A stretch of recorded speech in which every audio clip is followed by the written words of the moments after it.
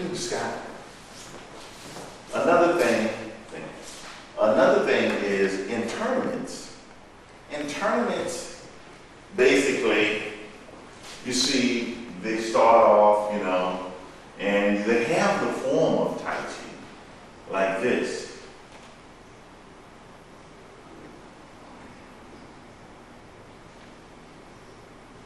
But the minute they are told to go, the form loses. Say they grab each other, and you've seen this commonly. And then it becomes a roughhouse, a matter of who is the strongest. Well, I always teach my students that you don't have to really worry about this. It takes a while to learn. Even with my students, it doesn't matter how well you know Tai Chi. Should I say, let me better phrase it. You can have the best teacher. You can attend the best university. But in the end, it's still going to be up to you to get the information. And that's going to come from no magic stick. It's going to come from hard work, consistent hard work, and studying correct knowledge and applying oneself continually. And then this is how you come by. But the wrestling and tugging is really a result of panic in the mind. Panic in the mind causes panic in the body. So if an individual, I show them things like, very simple thing. Here, I'm grabbed and say, I might want to push him. And all it is just simply manipulating yin and yang. If I want to push him this way, and when he feels my push, he tenses up and what? And rebel against the push. Well, he's actually, unknowingly, his power is coming forward on me and he don't know. Because for me to push and for him to resist, his power is coming forward. If I just move my hand slightly, he comes forward. So what I do is that I employ the technology of yin and yang. When I push here and he pushed back, then I simply yield and push from the other side. The door is closed on this side, so I choose to open the door even without his permission. So I push, he resists, I pushed on this side. And could you demonstrate that from the other side, please? Sure.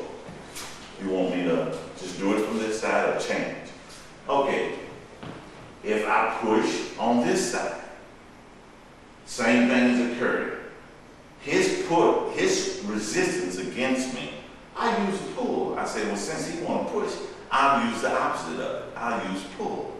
So I push, he pushed back, I pull, boom, and that throws it. You see that again? I'll do it a little slower.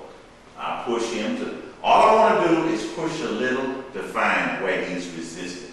So if I push his arm and I feel the muscle tense, I feel the resistance, then what I do is yield on this side immediately.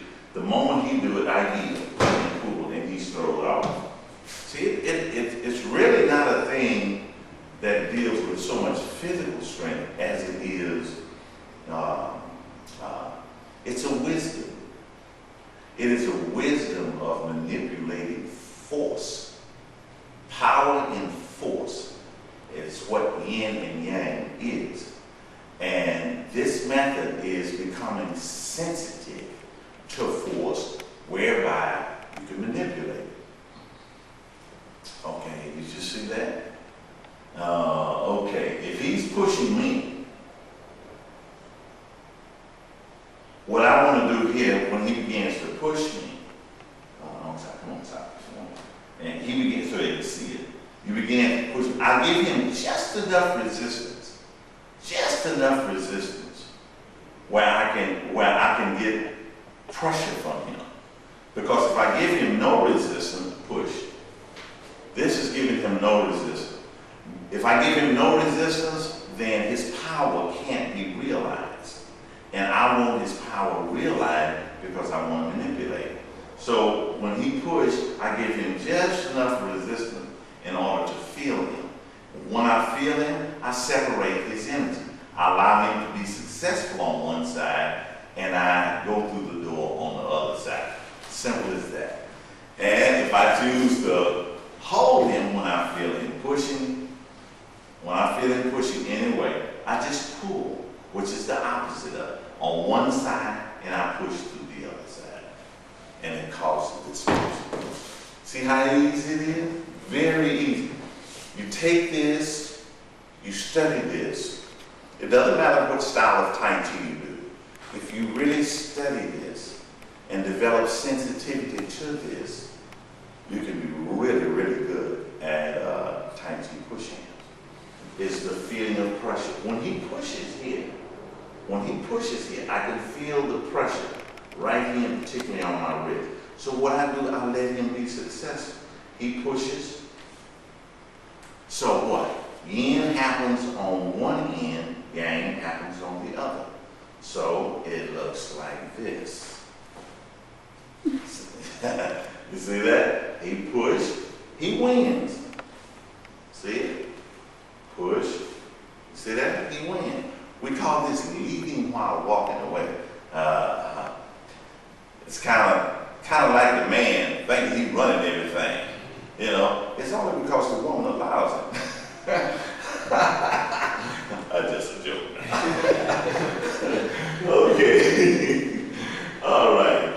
Again, wherever you feel the pressure, we kind of choose this moment. We're taught kind of in this society to,